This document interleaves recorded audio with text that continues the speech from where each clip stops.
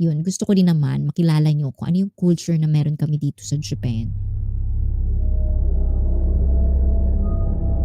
Kuchisake-Onna. Ito yung the Slit-Mouthed Woman. Ayan. Ito yung Kuchisake-Onna. Yung hanggang dito, yung slit ng ano niya. Alam niyo to, maraming mga movies, anime, manga, cartoons based on this stories. Ito, from Wikipedia lang to guys. Author and folklorist Matthew Mayer has described the Kuchisake-Onna legend as having roots dating back to Japan's Edo period, which spanned from the 17th to 19th centuries. Historian and manga author Shigeru Mizuki considered Kuchisake-Onna to be an example of a yokai. Yokai is a term which can refer to a variety of supernatural monsters, spirits, demons in Japanese folklore.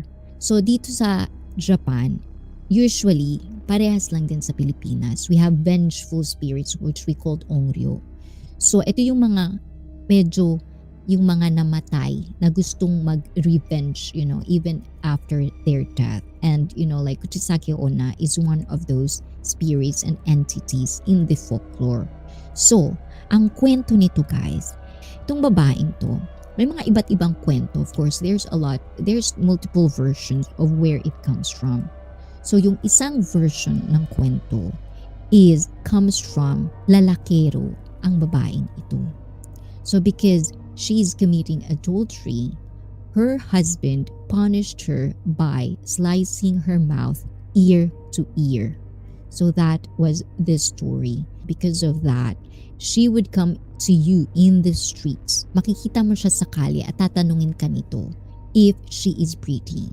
Kapag sinabi mong oo, maganda siya, tatanungin ka ulit niya, am I pretty? Pag sinabi mong oo at naramdaman niya na nagsisinungaling ka, gugupitin niya rin yung bibig mo from ear to ear at papatayin ka niya. So usually, ang kailangan mo daw sabihin, hindi ka rin pwedeng magsabing hindi siya maganda.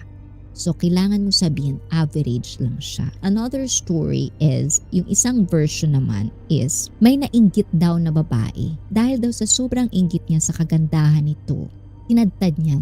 So hiniwa niya from ear to ear kasi nga rin daw yung ngipin daw nito matutulis pero magandang babae.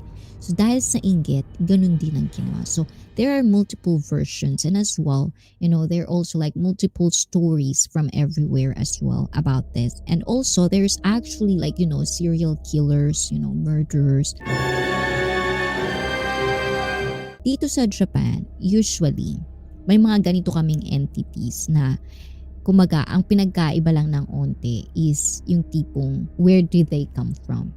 But at the same time, when you think about it, it's almost like the same. Yung Rokurokubi, yung nai-stretch yung neck, hindi siya masyadong violente. Tapos yung isa naman, lumulutang yung ulo. Parang naghahanap rin sila ng dugo na iinumin at kakainin. So dalawa magpinsan sila. Pero ang pinagkaiba nitong dalawang to, itong mga to, kumbaga, sumpa naman to. Pagdating dito sa dalawang entity na to na pinakita ko kanina, ayan, these things, usually, nagiging ganyan sila dahil sa mga taong nagkamali na lalaki sa buhay nila. Hindi dahil sila yung nagkamali.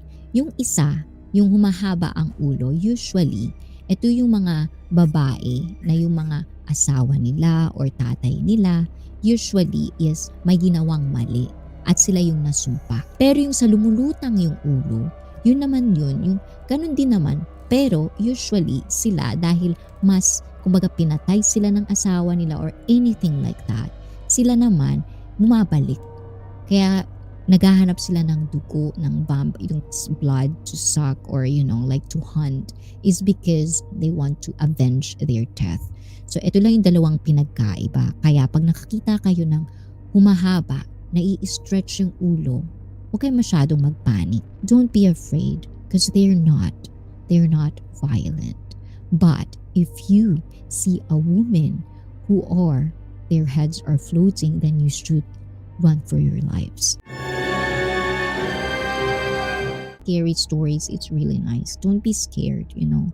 Sometimes stories are what makes kind of life interesting, and stories are what makes us kind of like interact with each other. And I know I'm gonna do this, you know, like every year I'll do this. Share the Halloween with you guys, being a Filipino as well, because, you know, like in Japan, we don't have Halloween. We don't. It's kind of different in Japan. In the Philippines, it's also different.